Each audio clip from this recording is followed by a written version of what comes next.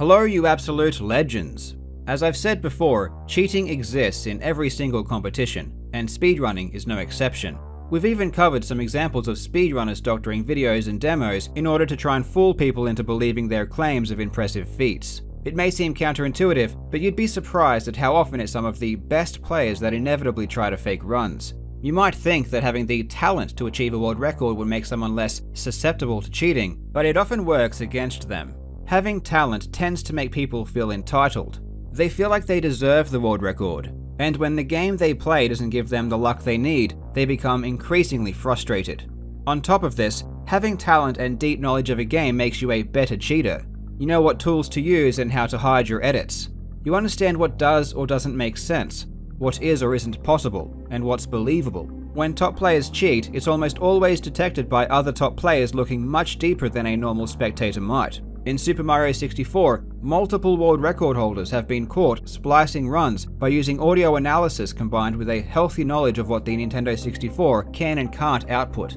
But these runs went under the radar for years because the discrepancy is so slight that to any normal viewer, it looks exactly the same as any other run. The fact that better players make better cheaters means that arguments such as, "he's such a good player he has no reason to cheat," are fundamentally flawed. When Billy Mitchell and Todd Rogers were exposed as frauds, this was one of the most common arguments their defenders tried to make. If anything, having a better understanding of a game makes you even more likely to cheat, which is why at the top level, proof standards are so important. I myself could craft a fake speedrun that I'm sure 99.9% of you would completely miss, because I know enough about the games I play to make it believable. But what would happen if I tried to fake a speedrun for a game I didn't play? This would make it much harder to do. It would perhaps make it impossible. If you don't play the game, you're probably going to have to steal the footage from other players. Once you've done that, you'll have to combine them in a way that makes it seem unique, but then you're leaving yourself open to continuity errors. As a speedrunner, I know generally how splices should or shouldn't be done, so I could pull off some pretty fantastic edits, but I would have no idea if what I'm stringing together makes any sense. What about if you weren't a speedrunner at all, but were still hell-bent on trying to fake a speedrun? Well, it just so happens we have an example of this very thing, and it's one of the worst abominations of a faked speedrun I've ever seen.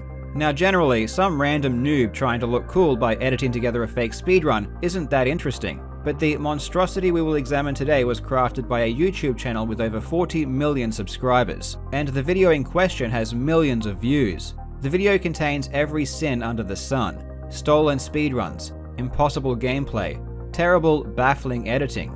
It's truly a work of art, and today, we will break it apart.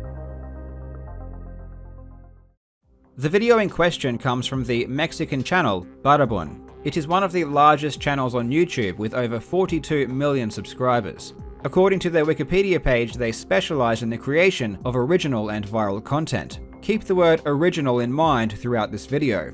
On the 17th of December 2017, they uploaded a video titled Pasando Super Mario en 5 minutos, which translates to Passing Super Mario in 5 minutes. The description states, "Join us to see how our friend Tavo Betancourt, in a relaxed and fun way, plays this legendary 80s Super Mario video game incredibly in just 5 minutes. He has a pretty nice layout containing the essentials like a timer and heart rate monitor. I wonder where he got the inspiration to include those. The premise is simple. Tavo is going to finish Super Mario Bros. In 5 minutes, which honestly isn't that crazy of an accomplishment. Over 100 speedrunners have already done it, so it's really nothing too amazing. But the problem is that Tavo isn't a speedrunner, and despite not being incredibly difficult, beating Super Mario Bros. In 5 minutes does take some time to learn how to do. Tavo has his own YouTube career to worry about, with his personal channel having almost 5 million subscribers, so I assume he is pretty busy. As I mentioned earlier, if you are not a speedrunner and you want to try and fake a speedrun, your only option is to steal footage from somewhere else, which is exactly what Tavo does. The choice of footage doesn't seem to make a whole lot of sense though, and this might be because he has no clue about Super Mario speedrunning, but he chooses a tool-assisted speedrun. The TAS was made by KLMZ in 2008, and from the first moment of the speedrun, we find out why it was a bad choice. The TAS uses a technique known as fast acceleration, which is performed whenever Mario starts from a standstill in order to get to max speed in the quickest manner. The problem with this technique though is that the inputs require you to press left and right on the same frame. While the software does technically allow these inputs to happen, they aren't possible to do on a regular Nintendo controller because of the way the D-pad functions. It is for this reason that the technique is banned from use in speedrunning. So aside from the fact that fast acceleration is too difficult to pull off, even if it were possible, Tavo is using a regular controller and wouldn't be able to do it even if he had the talent. This TAS-only fast acceleration isn't to be confused with the difficult maneuvers speedrunners do actually use in runs, which is also called fast acceleration. This is a much easier, albeit still difficult set of inputs that are at least possible to execute. One really bizarre thing about this video is the sound and music. It has been pitched weirdly so it doesn't sound anything like it should.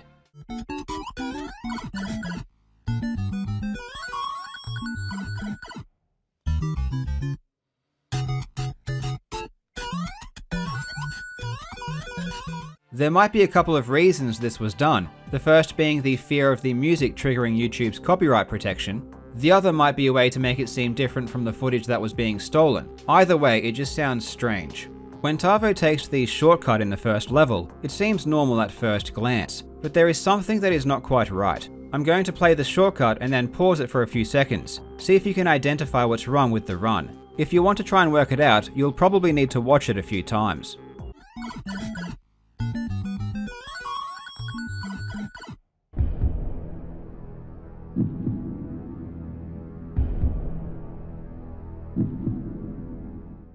Congratulations to those who managed to figure it out. The problem here is that Tavo collects 11 coins in the room, but the coin counter goes up by 12. For some reason, he decided to use footage from a different run for the shortcut. My only guess is that he wanted to make it less obvious that the run was stolen, so he figured if he spliced different runs together it would be less traceable.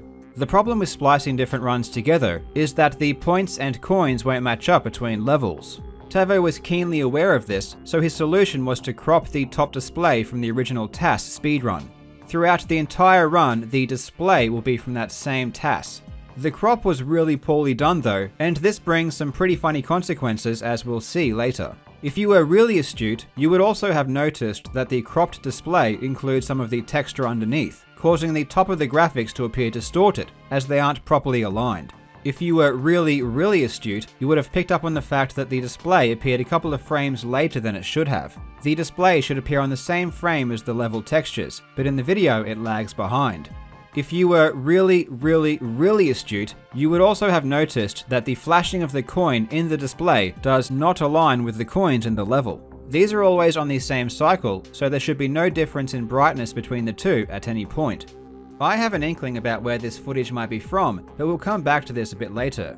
At the end of the level, the TAS performs the flagpole glitch, which skips the lowering of the flag. This trick is definitely doable by a human, and is even performed in the world record runs. The difference though is that there is a specific setup that a human must use if they want to get this trick consistently. The TAS essentially YOLOs it without any setup at all, which is not feasible in any way by someone actually playing the game. In 1-2, different footage is again stolen, and this time there are some pretty clear artifacts that help us identify exactly where it is from. At a couple of moments you can see a line appear through the graphics. Also, throughout the level you can actually hear clicks from a controller indicating that the footage has been extracted from a live video. The run was stolen from the world record holder at the time known as Darl, one of the all-time great Super Mario players. Specifically, it's from his run of 4 minutes, 56 seconds and 878 milliseconds, set on the 5th of September 2016. The same lines can be seen in his live footage, and the audio clicks are exactly the same. I'm guessing it was this video that gave Battleborn the inspiration to make their video, given that Darl's run has millions of views. They likely saw the opportunity to recreate it, and try to make another viral video from it. This is probably why they included a heart rate monitor as well. Speaking of which is completely pointless. It just switches between 85 and 89 for the entire run. I mean, it's obviously fake, but they could have at least tried to make it seem realistic. At the end of 1-2 is where one of the more egregious errors caused by the terribly cropped display happens. When running on the top of the stage to get to the warp pipes, Mario is completely obscured. This is definitely not what is supposed to happen. When he enters the warp pipe, the display at the top disappears before the graphics do, which again is not normal. The display should disappear on the exact same frame as the rest of the level graphics. The reason they fade early is because the display is still going by the timing of the TAS, which does a much faster strategy for 1-2. Therefore, it finishes the level early, causing the display to vanish. This ends up making the loading times between levels much faster than they otherwise should be, as that lost time has to be made up to catch up with the TAS. Going back to the shortcut in 1-1, I said I had an inkling a few of the footage belonged to, and it's probably Darbian's as well. The video in the shortcut matches up with the same run that was used for 1-2, but the sound of the controller clicks are pretty bad in Darbian's run during this shortcut, and I think Butterbun thought it was a bit too much, so they tried to fix it by keeping the audio from the TAS run during that section. The audio from the coins that are collected in the room do not match up with what is happening on screen, and the audio matches perfectly with the TAS. Honestly, the shortcut in the TAS doesn't even look inhuman, so I'm not sure why they would have changed it. If anything, it just seems like they're going to as much effort as possible to try and disguise the fact that they are ripping off other people's videos. Oh, and I haven't even mentioned the fact that Tavo is making a complete mockery out of the entire thing by sipping coke and eating pizza between levels. I'm not entirely sure what the motive behind this creative choice was, because one might think they are trying to make it obvious this entire video is a joke, but I'm not too sure about that. Given all of the effort they are going to make this footage seem original, and hide the fact that they stole it, it makes it seem as though they are playing this one straight. The original runs weren't credited, there was no mention that this was a parody or fake or anything, and as you'll see later, he really tries to sell it as real. So I can only take the coke drinking and pizza eating as him trying to be unironically cool by playing at such a top level while eating and drinking. In my opinion, it just comes off as really douchey though. Back to the run, in 4-1 he goes back to the original TAS with all of the same issues, including the TAS only fast acceleration and the flagpole glitch with no setup. To illustrate Tavo's cluelessness, before 4-2 begins, he reaches for a slice of pizza, but doesn't even know if he has time or not. The indecisiveness results in his hand being off the controller when Mario starts moving. In 4-2 he steals footage from a different speedrunner. This time it's Cosmic, another one of the all-time greatest Super Mario players. The run that was taken was Cosmic's 456.994, set on the 30th of May 2017. Again, we can hear the audio clicks from Cosmic's controller as the video was ripped from the live stream. At a couple of moments, there are some pretty bizarre things happening in the display. A coin here, a brick there. This is because the TAS hits a coin block here, and a brick here. The TAS finishes 4-2 way quicker because it uses a much more complicated strategy in order to change Mario's position, which allows the wrong warp to be performed.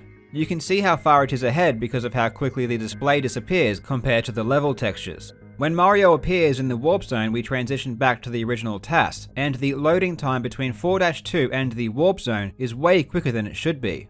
8-1 through to 8-3 is just the TAS run with no other runs mixed in. The funny thing about 8-2 is that Mario is facing backwards for the entire time. In order to do this, Mario has to perform a frame-perfect jump every single time he lands. It's kind of baffling why they would go to the trouble of splicing in realistic runs for other levels, but keep in 8-2 from the TAS when it's so obviously unrealistic. It also includes a crazy wall jump right before the end.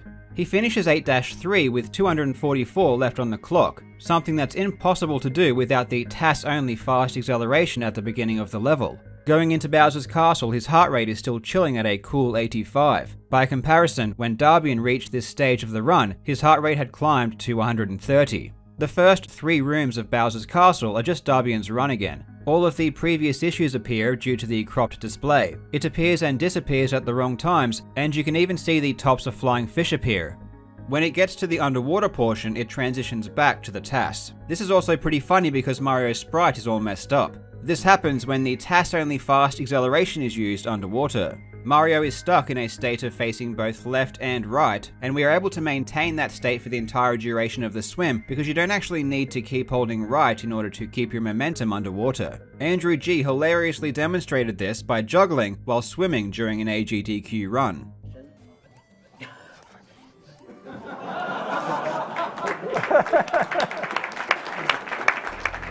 Heading into Bowser, the TAS faces backwards until hitting the bridge switch, maintaining frame-perfect jumps in order to do so. His heart rate skyrockets to a blazing 95 beats per minute. Afterwards, when Mario gets to the princess, there is another splice in the footage. I'm guessing this was because they needed to extend the end screen so that Tavo could milk his reaction as much as possible. Speaking of which, Tavo gives one of the greatest performances I've ever seen.